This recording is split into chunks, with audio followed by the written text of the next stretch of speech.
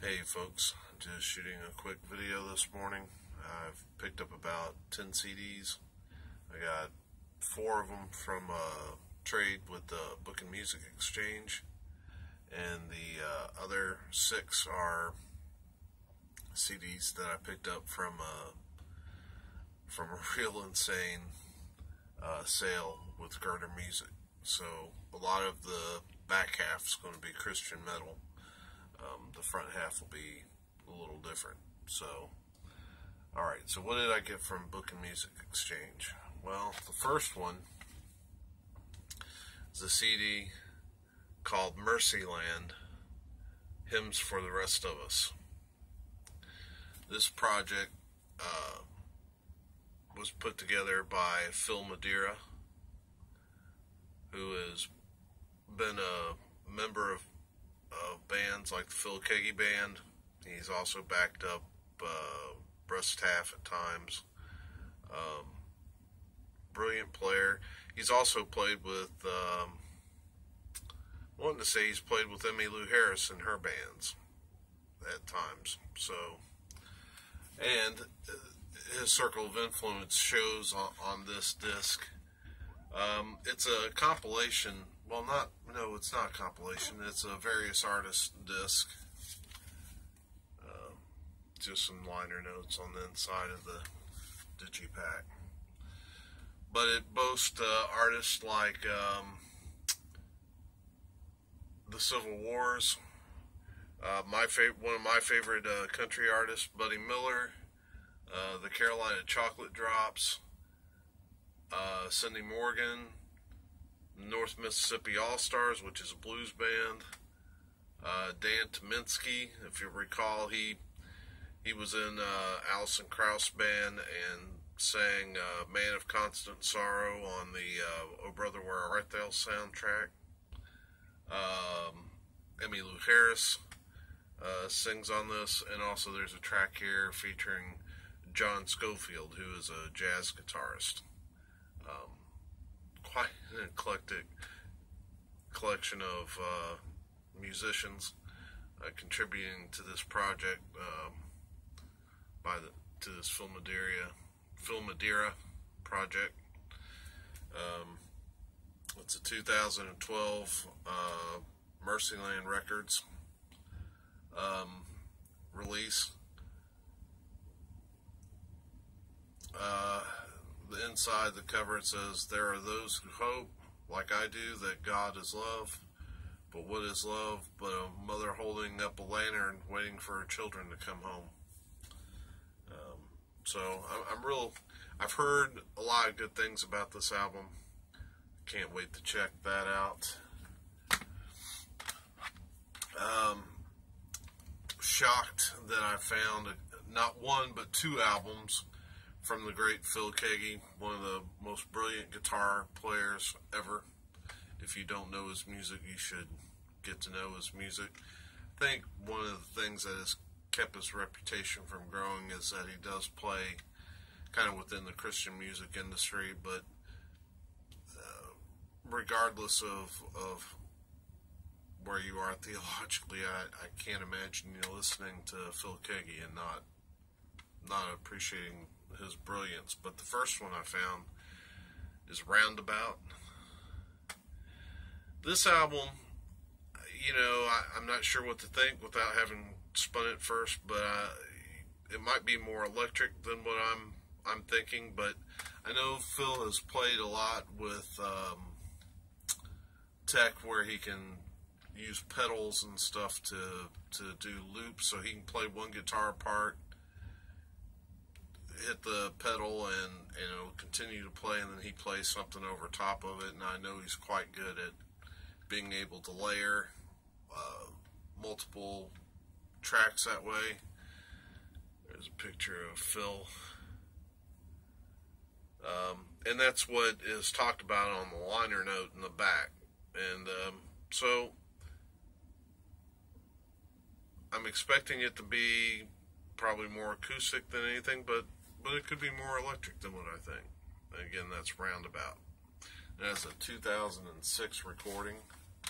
Another 2006 recording from Phil called Dream Again, and I really don't know what to expect from this one. Phil's all over the place as far as the type of projects he does. He'll do everything from electric rock to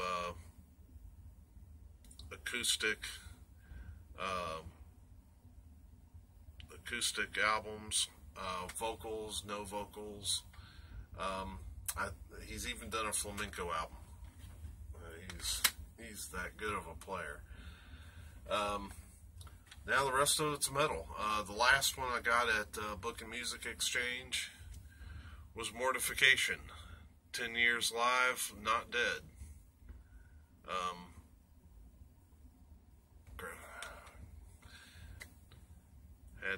Had to grab that one.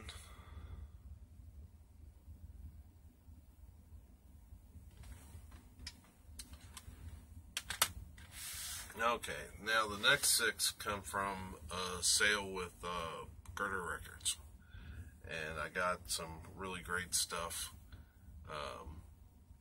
really cheap. The first one is First Strike by Strikin'.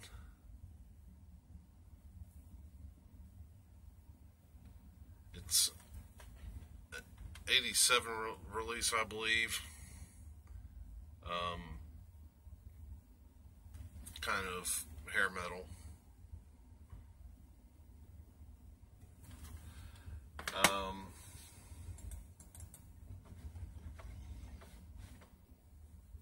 Really have to work on my light sources. I am just terrible at filming. I use my computer monitor to try to give me some white lighting, because this apartment is just so poorly lit, and I'm trying for everything not to be quite so yellow. So the next album is a project by Bill Minchin, Final Acts Beyond Hell's Gate. Bill Minchin wrote all the songs. I believe he did all the vocals, and he's a guitarist, so it's mainly his project, but he also brought in Robert Sweet of Stryper to play drums.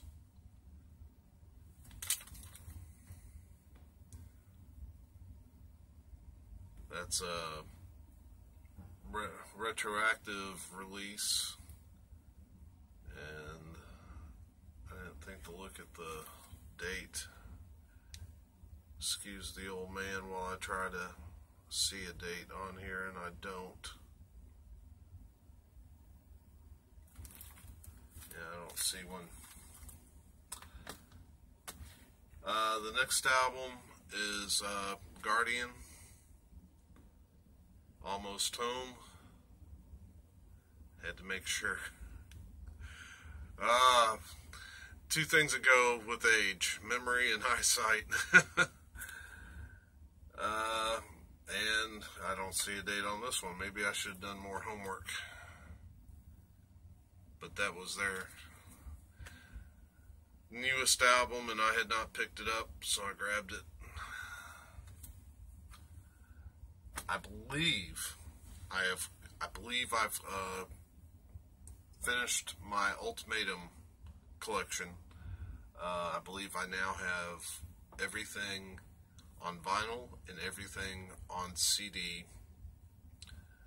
And I've pre-ordered the big package that Rox is getting ready to put out. So I'm good as far as Ultimatum, except I think the one thing I'd like to find, try to get for my Ultimatum collection is the poster that I've seen some folks have up for Into the Pit. I love that cover, and I'd love to have that poster, so I need to try to secure a copy of that. But otherwise, as far as recordings go, I think I'm complete with this one. Mechanic's Perilous Times.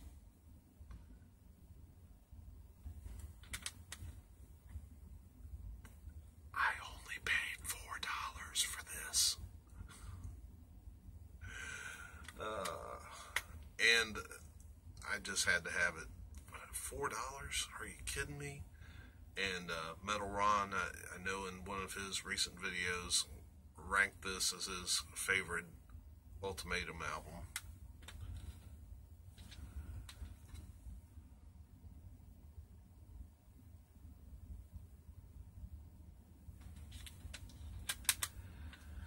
And then the last two are the same band.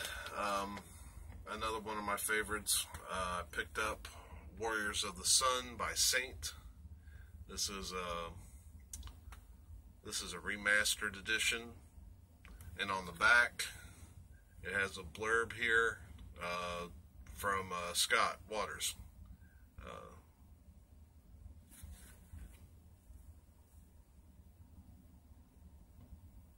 Love some Satan.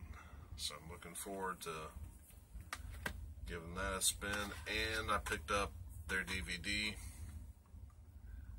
I have quite a DVD concert collection. Always glad to add some metal to it. So picked up Saint, Alive Forever. And this is a 2010 release.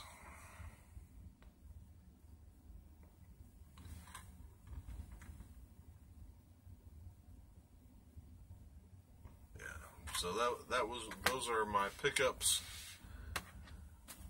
from the Girder sale and from Book and Music Exchange.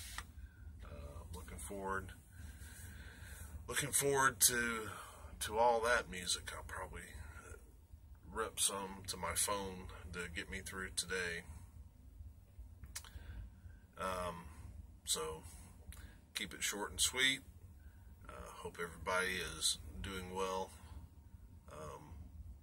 Hope you're having a good week, and I will see you soon.